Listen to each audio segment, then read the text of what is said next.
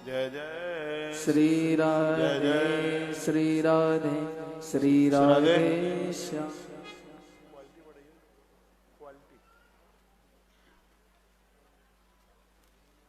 परमाराध्य प्रातस्मरणी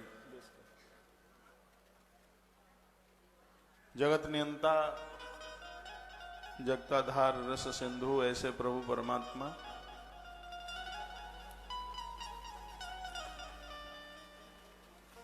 और उन्हीं की कृपा से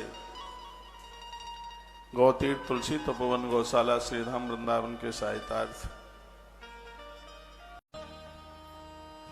इस संपूर्ण अनुष्ठान के प्रमुख संयोजक आश्रम की संपूर्ण गतिविधियों के साथ बड़ी करीबी के साथ जुड़े हैं।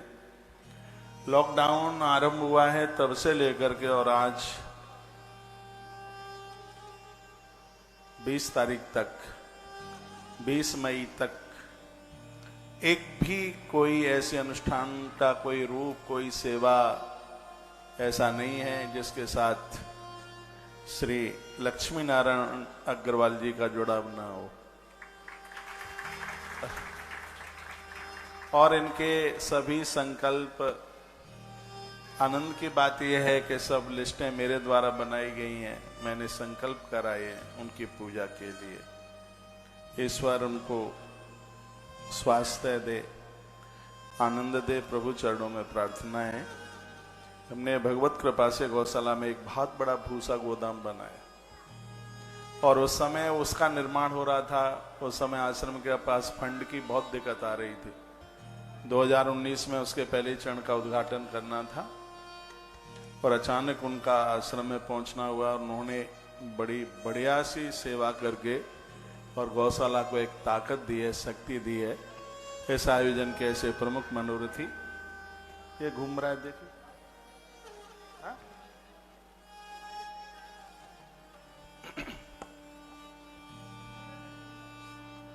श्री लक्ष्मी के ऊपर खूब कृपा बरसाए प्रभु चरणों में मेरी ऐसी प्रार्थना है। परिसर में बैठे हुए आश्रम के साथ में जुड़े हुए आप बहुत भक्त यहाँ जुड़े हुए हैं, बैठे हुए हैं, जिनको बाई फेस और बाई नेम मैं जानता हूँ। तो मैं व्यासपीठ से आप सबके हृदय में बैठी हुई भगवती सत्ता को वंदन प्रणाम करता हूँ। बहन चंद्रमुखी कहाँ बैठे हैं आप?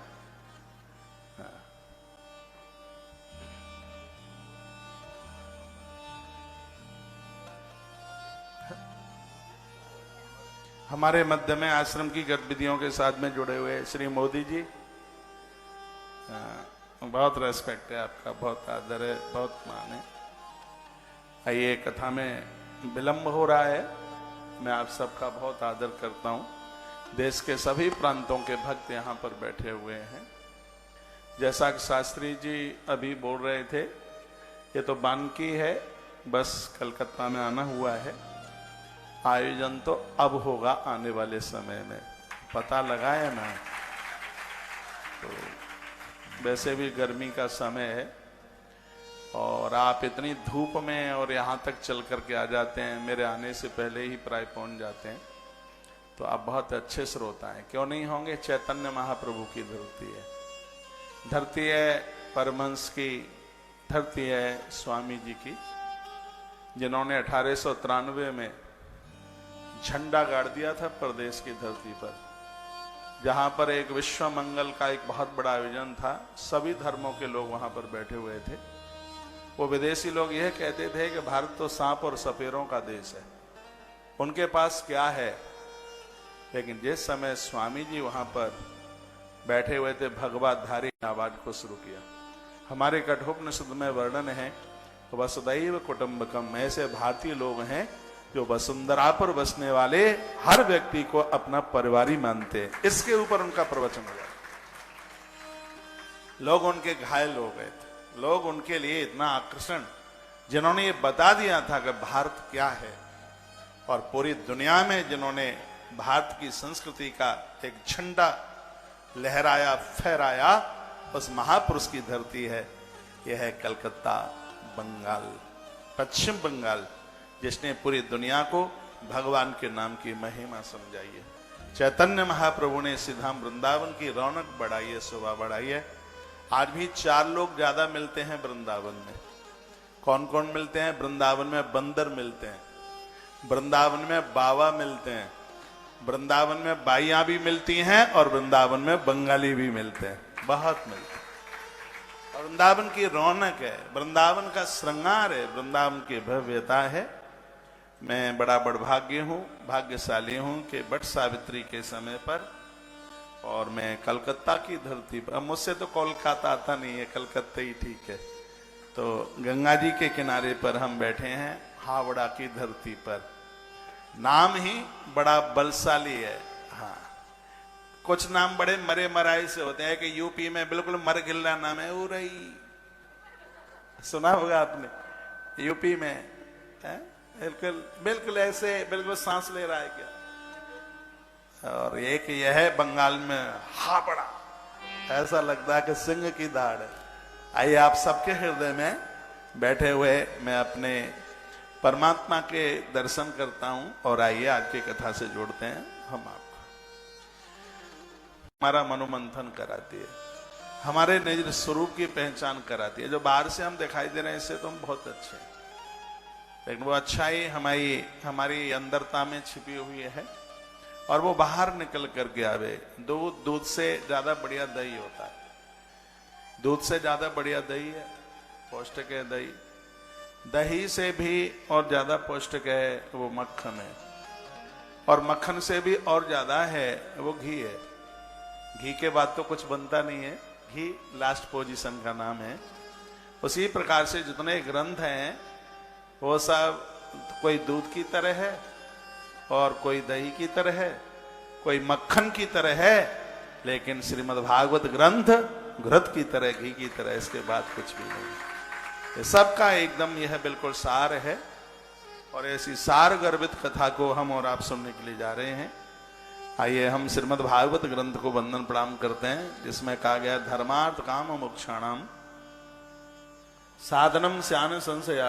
इसमें बिल्कुल कोई संशय वाली बात नहीं है, ये चारों पुरुषार्थों को ये कथा देती है। कोई बेटी रुक्मिणी मंगल का पाठ कर ले, उसे अच्छा घर मिल जाएगा। श्रीमद् भागवत के 10वें स्कंद के 52, 53, 54 अध्यायों में रुक्मिणी मंगल की कथा है। नंद महोत्सव की कथा घोर गरीबी का नाश करती है, जो श्रीमद् भागवत के 10वें स्कंद के 5वें अध्याय में यह कथा है, घोर गरीबी का नाश करती है। ऐसे एक गजेंद्र मोक्ष है इसमें। भागवत तो बहुत सिद्ध है अपने आप। जो हार्ट के मरीज हैं उन्हें श्रीमद् भागवत के 10वें स्कंद के 31वें अध्याय में गोपी गीत का पाठ उन्हें करना चाहिए, पढ़ना चाहिए इसे। और वर्तमान के वक्ताओं से सबसे ज्यादा समय दे रहा हूं भगवान की कृपा से। टाइम है कथा का 4 बजे से 7 बजे तक, लेकिन हाथ जोड़ के प्रार्थना करके हमने आपसे 1 घंटा और ज्यादा ले लिया है। इसके लिए मुझे कहीं से कोई परमिट नहीं मिलेगा कि आपने ये 1 घंटा कथा ज्यादा सुना दी है, परमिट की जरूरत भी नहीं है। लेकिन ये क्षण भगवान के यहाँ स्पेशल रूप से लिखे जा रहे हैं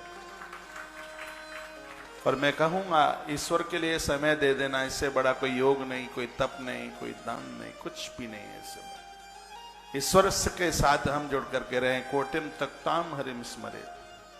करोड़ों कार्यों को करने से पहले आप भगवदीय कार्य, आप कितने भी पढ़े लिखे हैं। एक 4 मित्र नाव में बैठे थे, मैं अपनी बात यहीं से शुरू कर लेता हूं आज।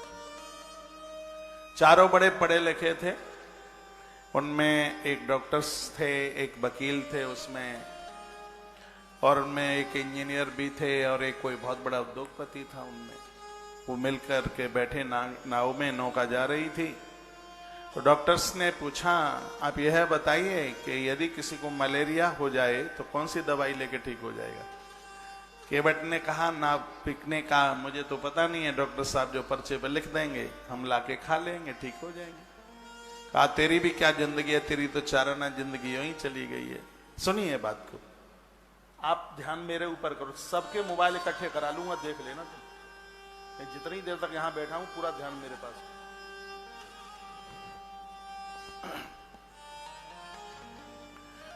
और नाव आगे के लिए चली। इतने में दूसरा बोला, वकील साहब एडवोकेट, वकीलों का दिमाग ज्यादा चलता है, जो वकीलों की घरवाली यहां बैठ ना, नाव डूब गई, वो छलांग लगाता हुआ किनारे पर जाकर के पहुंच गया। इतनी सी बात मैं इसलिए कह रहा हूं, आप उद्योगपति हैं, डॉक्टर हैं, वकील हैं, बिजनेस व्यापारी, आप कोई भी हैं, ये सब होने से पहले आप भगवान के भक्त बनिए, भगवान के दास बनिए, ईश्वर के कृपा पात्र बनिए। रावण की कथा इसलिए सुनी जाती है कि इसके पास धन बहुत था, यौवन था, इसके पास संपदा थी, लेकिन अंत में इसको भी भगवान की जरूरत पड़ गई। और भगवान वहां आ ही जाते हैं जिनके पास शांति रूपी सीता, जिनके हृदय के उद्यान में होती है, उसके पास एक वाटिका है। ये मनुष्य का हृदय ही वाटिका है। ऐसे में जब शांति रूपी सीता चल करके आती है तो कोई गुरु हनुमंत लाल वासना को जला करके राख कर देता है। जहां वासना जलती है वहां वैरागी के सहित राम चल करके आते हैं और वह प्रभु श्री राम जी उस रावण का उद्धार कर देते हैं, कल्याण कर देते हैं। ईश्वर के बिना तो काम किसी का चला नहीं है। आप मेरी बहुत बातें मानते हैं तो यह भी बात मान लीजिए कि अब भगवान के संग जुड़ जाइए, इनके अलावा अपना कोई नहीं हो सकता। परख कर लेना, आप कोई बीमार हो जाता है, लोग फॉर्मेलिटियां पूरी करके आ जाते हैं। कोई 10 मिनट के लिए चला गया है, कोई आधा घंटे के लिए चला गया है, लेकिन वहां बरकरार इन विपत्तियों में रहता है यदि कोई, तो वो हमारा और आपका धर्म ही होता है। धर्म के बिना कुछ भी नहीं, अच्छे कर्मों के बिना कुछ भी नहीं है। आजकल मैं उपनिषद पढ़ रहा हूं, आप जाकर के गेट खटखटाते हैं, चलो ठीक है, आप दूर से आते हैं, आपका भी मन होता है कि महाराज से मिलने, मेरा अंदर से गेट बंद हो। कहा गया है तपः शौचम दया सत्यम इति पादा कृते कृता। धर्म के 4 चरण हैं। सबसे पहले है तप। अब इसका व्याख्यान करूंगा, एक एक करके सुन लो। पहला है तप, दूसरा है शौच। देखिए मैं आपको कहता हूं, बार बार मैं कहता हूं, जब भी आप कहीं भी किसी की भी कथा सुनने को जाएं, आप एक डायरी बनाइए और उसको एक कलम लीजिए। बहुत चीजें ऐसी होती हैं, पता नहीं कौन सा सूत्र जीवन को आनंद में भर दे। बहुत बातें इसमें लिखने के लायक होती हैं और कभी उसको फिर दोबारा से कुरेदते हैं तो सब बातें ताजी हो जाती हैं। कल से लेके आइएगा, एक डायरी बनाइए और एक कलम लेके आइए। कुछ लिखने के लायक है, जैसे चारों बातें लिखने के लायक हैं। धर्म के 4 सूत्र हैं। सबसे पहला है तप, दूसरा है शौचम यानी पवित्रता, ब्रैकेट में पवित्रता लिख लो, तीसरा है दया और चौथा है सत्य।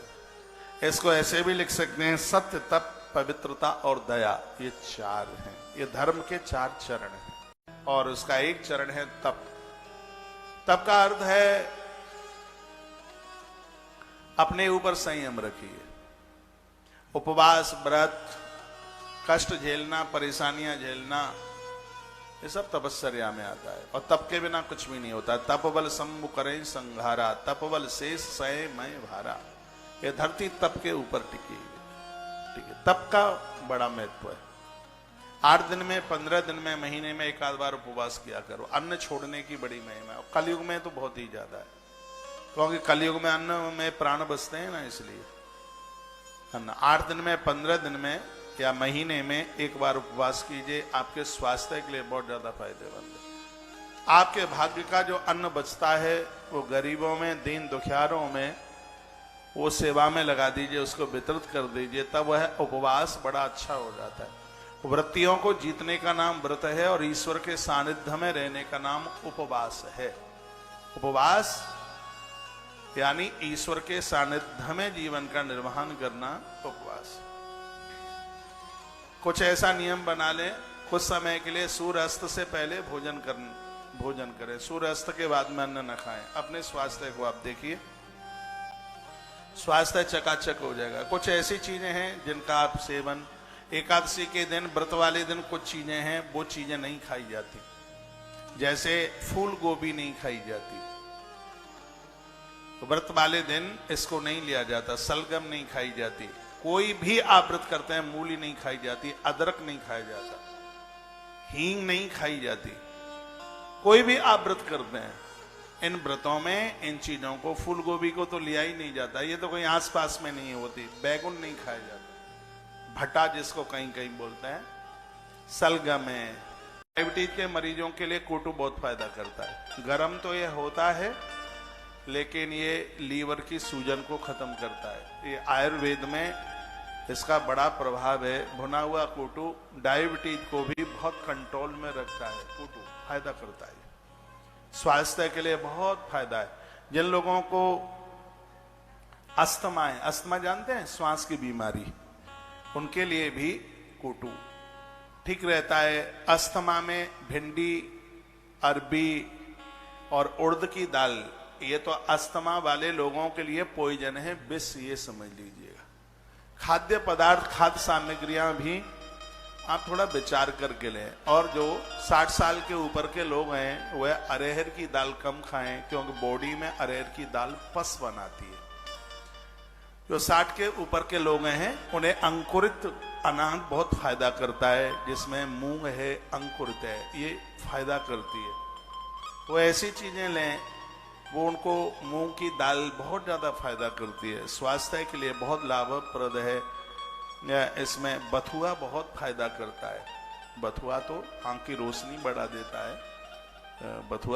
बथुआ पानी में डाल करके उसके रस के द्वारा चेहरे को धोया जाए तो चेहरे में ये मुहासे, ये काले दाग, दो उसमें थोड़ा त्रिफला और डाल दिया जावे, आंख में नहीं जावे छींटे, चमक जाएगा, दमक जाएगा चेहरा। बथुआ बहुत फायदेमंद है। आइए मैं कथा की तरफ बढ़ रहा हूं, क्योंकि कथा ज्यादा है और पूरा टाइम आपसे ले रहा हूं, तो भी भगवान की कथा के लिए समय कम पड़ ही जाता है। एक बार जयकारा लगाइए, बोलो भक्तवत्सल भगवान की जय हो। तो एक तो हमारे पास सत्य हो, सर्व जिज्ञा से झूठ ना बोलता है, तपश्चर्या में, सब तपस्या के अंग है ये।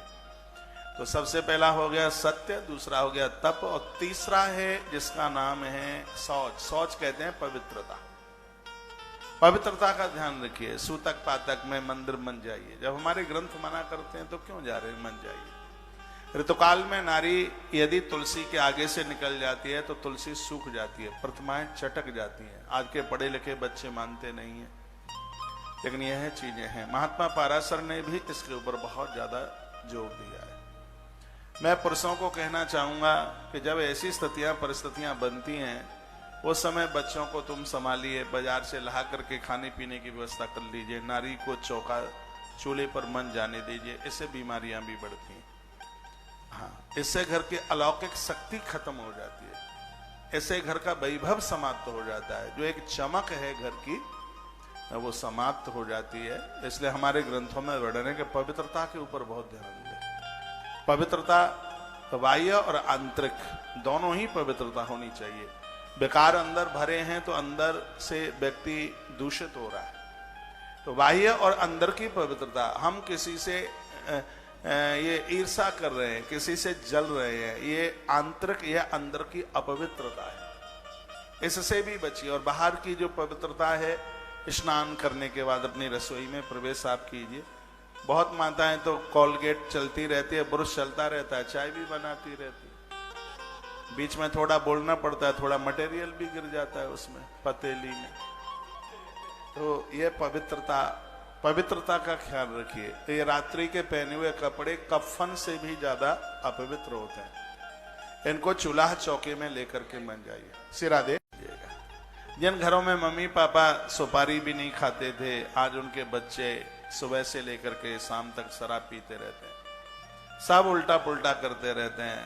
बड़ा दुख होता है, भारी पीड़ा होती है। खान पान को बहुत संभालिए, बच्चों को संभालिए। बच्चे वही करते हैं जो उनको घर में दिखाई देता है। जब तक ये बच्चे आपके पास तक रहे हैं तब तक यह बढ़िया थे, ठीक थे। जब हॉस्टलों में गए, बाहर गए, पता नहीं क्यों इतना इनके ऊपर परिवर्तन हो गया है। और आज बहुत स्थिति गंभीर है इस बात के लिए कि युवा भटक रहा है। युवा सदा नहीं है।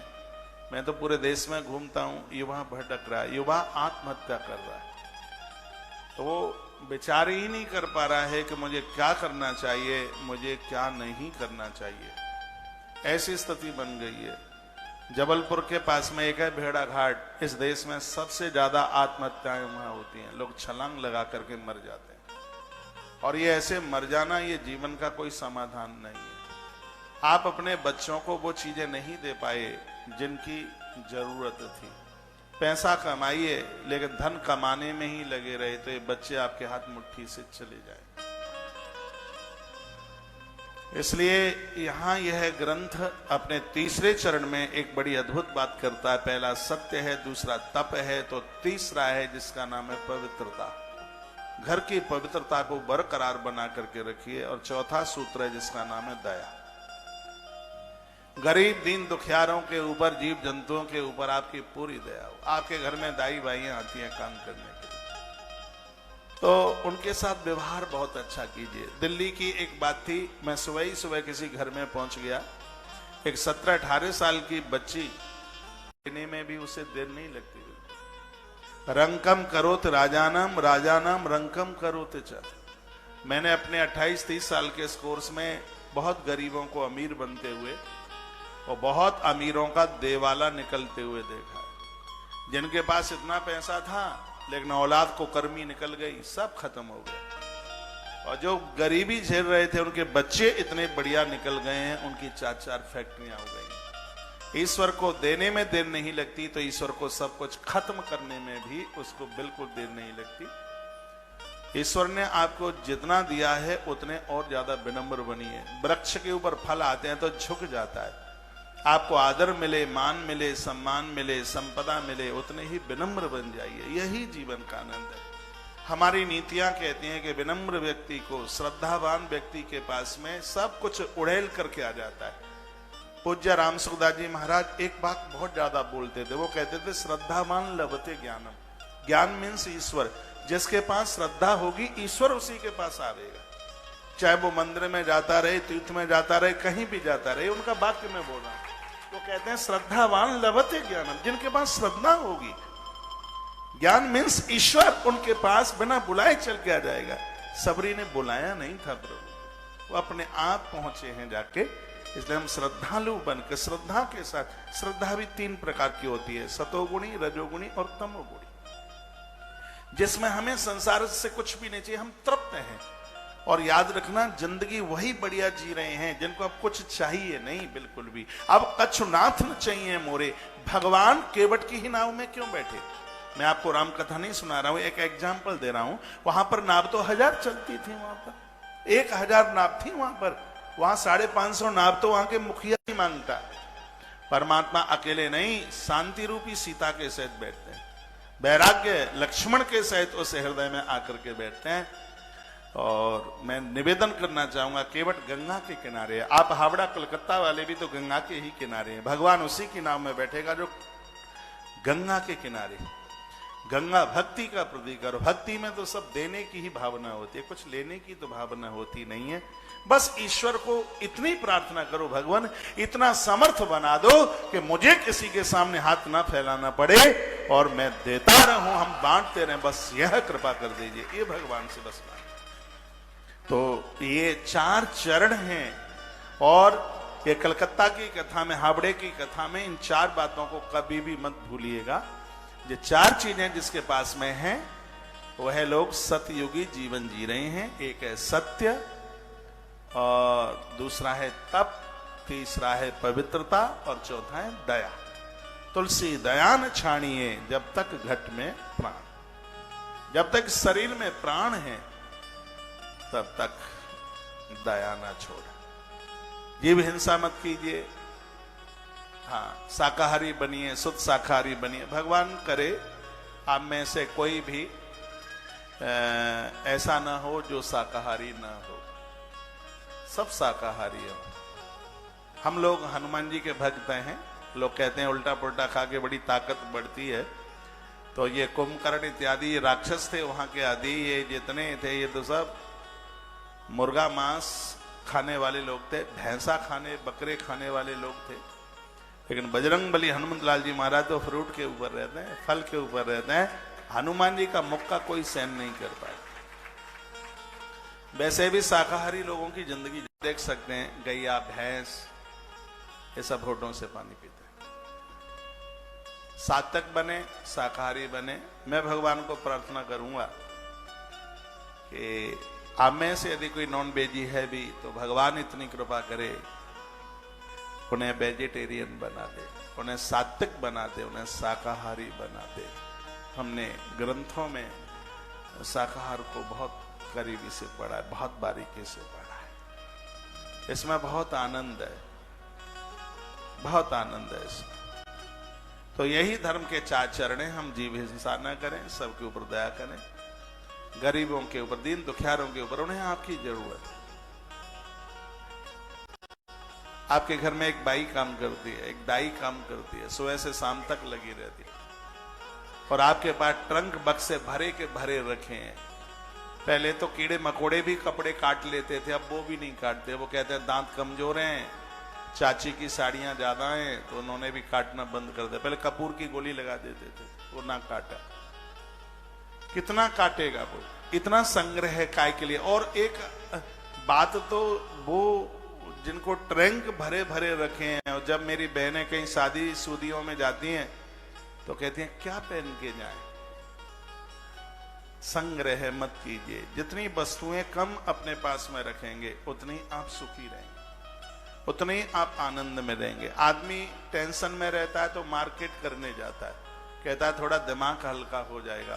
पेड़ों के नीचे बैठने से दिमाग हल्का होता है, पानी पीने से दिमाग हल्का होता है, नदियों के किनारे घूमने से दिमाग हल्का होता है। 8 आदमी घर से मार्केट और मार्केट से घर, बस इतना ही रह गया ना। भाइयों के पास जा कीजिए यदि सुखी रहना चाहते हैं तो। ये 4 सूत्र ऐसे हैं कि पूरे दिन की कथा हो जाए इसके ऊपर। एक है सत्य, एक है तप, व्रत जरूर कीजिए जो भी आपको बढ़िया लगे, 8 दिन में, 15 दिन में, महीने में, कोई भी। अविवाहित बेटियां हैं, अष्टमी का व्रत करती हैं, हर अष्टमी के दिन बेल फल महादेव की पिंडी के ऊपर चढ़ाती हैं, उन्हें अच्छा घर और वर मिलता है, ऐसा शिव महापुराण में लिखा है। पूर्णमासी का व्रत सौंदर्य देता है। पूर्णिमा का व्रत, चेहरे पर दमक, नारी वर्ग को जितना भी सौंदर्य मिला है वो भगवान चंद्रदेव ने दिया है। चंद्रमा ने नारी को सौंदर्य दिया, सूर्य देव ने सबको बुद्धि दी है। बेटियां रात्रि को निकलते हुए चंद्र का दर्शन करती हैं, चंद्रमा का दर्शन करती हैं, इससे सौंदर्य बढ़ता है, इससे रूप में निखार आता है। तो 8 दिन में, 15 दिन में, महीने में जो भी व्रत उपवास पूजा पाठ जो आप कर सकते हैं, ये सब तप में आता है। इंद्रियों का निग्रह कीजिए, भड़काऊ इंद्रियों को रोकिए। यह धर्म का दूसरा चरण है। पहला है सत्य, दूसरा है तप, तीसरा है पवित्रता। पवित्र रहिए, 3 चीजों को पवित्र जरूर करें, तन, मन और धन। तन सेवा से पवित्र होगा, मन हरि भजन से, और धन दान से पवित्र होगा। तन पवित्र सेवा किए, धन पवित्र किए दान, मन पवित्र हरि भजन सो हो ही त्रिविध कल्याण। और जो इस धरती पर दे रहे हैं वो मनुष्य नहीं है, वो देवता है। सच में वो देवता है। ईश्वर ने मुझे आपको हमारी जरूरत से ज्यादा दिया है, वह प्रकृति की सेवा के लिए दिया। रामायण में एक बड़ी सुंदर चौपाई आती है, सो धन धन प्रथम गति जाकी, सो धन धन। ऊपर मत आ जाना, नीचे बैठ जाओ। लो, काफी जगह हो गई है, ठीक है, अब ठीक है। बोलिए मत, अभी तो मेरा ही टाइम है 7 बजे तक का बोलने का। काफी हो गई है जगह। कैमरा बचाइए भाई। उसकी खूब ठुकाई पिटाई कर रहा था। परीक्षित ने पूछा कौन है तुम? तो वृषभ ने कहा मैं धर्म हूं और ये धरती है, गाय है वो धरती है। जब से तुम्हारे पुरखे गए हैं तब से ये हमें बड़ा त्रसित कर रहा है। एक बात मैं निवेदन करूंगा आपको। एक गाय बैल को पिटते हुए देखा भारत के राजा ने, उसकी आंख में से आंसुओं की धार बंद नहीं हो रही। और आज देश में लाखों गोवंश कटता है, किसी को कोई फर्क नहीं पड़ता। आपके यहां से बांग्लादेश के लिए बहुत गाय, झारखंड के बॉर्डर से बहुत गाय निकलती है। भगवान करे रोक लग गई हो। मुझे रात को बता रहे थे कि काफी रोक लगी है, गैया को बचा लो कैसे। जहां जहां गायों का रक्षण संरक्षण होता है वहां पर अपने आप को जोड़िए। ऐसा बताते हैं गणेश पुराण में वर्णन है कि पहले देवता इस मृत्यु लोक में ही रहते थे, जैसे हम और आप रह रहे हैं, देवता भी ऐसे ही रहते। पाप धरती पर इतने बड़े कि देवता धरती छोड़कर ऊपर के लोकों में चले गए। तो यही स्थिति रही तो गौमाता कैलेंडर पर ही चिपकी रह जाएगी। गाय नहीं होगी तो सब समाप्त हो जाएगा। आप में से ऐसा कोई भी ना हो जिसके घर से एक रोटी गौ माता के लिए न निकले। एक रोटी गैया मैया के लिए निकलनी ही चाहिए। गाय बचेगी तो ये देश संपन्न होगा, हर समस्या का समाधान हो जाएगा। आज लाखों लाखों गौवंश को काट दिया जाता है, समाप्त कर दिया जाता है, और यह देश का एक बहुत बड़ा दुर्भाग्य। आज देसी गाय नहीं मिलती। मैं पिछले दिनों में था, कहां था मैं? हाँ, गया जी में। अरे देखो, पितृधाम में गया जी में मैं था। वहां ढूंढा जा रहा था कि महाराज आए हैं, कोई देसी गैया मिल जाए। ढूंढने से नहीं मिल रही देसी गाय। गाय को बचाना बहुत ज्यादा जरूरी है, और ये सब सरकार के भरोसे छोड़ दें तो ये नहीं संभव हो पाएगा। इसके लिए हमें और आप सबको जागरूक होना चाहिए। मैं तो जागरूक हो गया हूं। भगवान करिए 4 जगह किसी के भी जीवन में घर में ना आवे। ये 4 जहां कलयुग को स्थान दिया। कलयुग मीन्स झगड़े, कलयुग मीन्स कलह, कलयुग मतलब दुराग्रह, अपने धर्म से हट जाना। ये कलयुग के बहुत लक्षण हैं। ये तो 4 जगह जिसके यहाँ 4 दोष हैं वहां कलयुग है। कौन कौन से हैं? धूतम पानम श्रेयः सूना यत्र अधर्म चतुर्वेदा। ये चारों कलयुग के रूप हैं। ये धूतम सबसे पहले जुआ, ये सट्टाखोरी, शेयर बाजारी। दीदी ये बच्चे को लेकर आप इधर आ जाइए, कोई बात नहीं, अभी शांत हो जाएगा थोड़ी देर में, तो वहां उधर लेके चले जाए।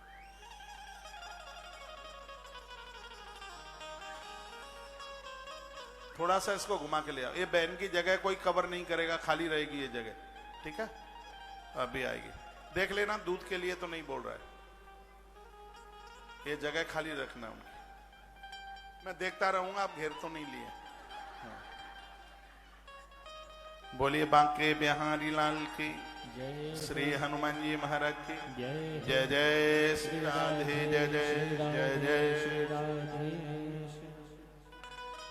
तो सबसे पहला द्यूतम जुआ, शेयर बाजारी। आपके बच्चे शेयर बाजार के काम के लिए जा रहे हैं, तत्काल रोक दीजिए। ये पैसा बिल्कुल ठीक नहीं है, बढ़िया नहीं है, फेंफड़ा फाड़ के निकलेगा बाहर। ये पैसा बिल्कुल ठीक नहीं है। ये काम, ये व्यापार, ये बिजनेस बिल्कुल भी मत करना। पैसा कमाने के बहुत ढंग हैं, तौर तरीके हैं, ये बिल्कुल भी ठीक नहीं। धूतम जुआ को, शेयर बाजारी, सट्टा बाजारी, इसमें कलयुग को स्थान दे दिया गया। दूसरा है नशा, वो किसी भी प्रकार का, अकेली मदराई, दीदी, ये तीनों ये वहीं जाकर के करेंगे जहां अपना कोई रिश्ते में है। भतीजी कहां जाए मतलब नहीं है, लेकिन बुआ भांजे के लिए लेके जाएगी। ये दवाओं में आकर के बिल्कुल संबंध करना नहीं है। ये खाने पीने वाले लोग आज में इनकी बड़ी वृद्धि हो रही है, और बेटियां उसको एडजस्ट नहीं कर पा रही हैं, और बड़ी दिक्कत हो रही है, बहुत परेशानी हो रही है। तो कलयुग को स्थान है पानम, जिनका खान पान ठीक नहीं है। ऐसी चीजें मत खाइएगा जिसका भोग भगवान को लगता नहीं है। सात्विक शाकाहारी बनिए, अच्छे बनिए, बढ़िया बनिए। आपके घर की रसोई में से उपासना की सुगंधी आनी चाहिए। ऐसा प्रसाद बने, ठाकुर जी की रसोई बन जाए आपका घर। नहीं तो कलयुग बैठ जाएगा कि पानम, मदिरा, नशा, ये कलयुग को स्थान दे दिया गया है। और तीसरा स्थान जो बता दिया गया है वो है व्यभिचार।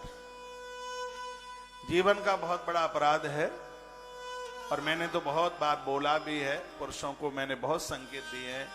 मैंने कहा कल्याण होगा जिस नारी के साथ 7 भावरें पड़ी हैं। ये बाजारू स्त्रियां पैसा तो लूट ही लेंगी, प्राणों को भी ले लेंगी। इनसे बच करके रहिए। भागवत में भी कहा है कि इनके जीव के आगे भाग पर तो रखिए चाशनी और पीछे रखिए तलवार चाकू, सो पेट फाड़ करके ही छोड़ेंगे। बाजारू स्त्रियों के साथ बैठकर हवन यज्ञ करने का अधिकारी व्यक्ति कभी भी नहीं होता।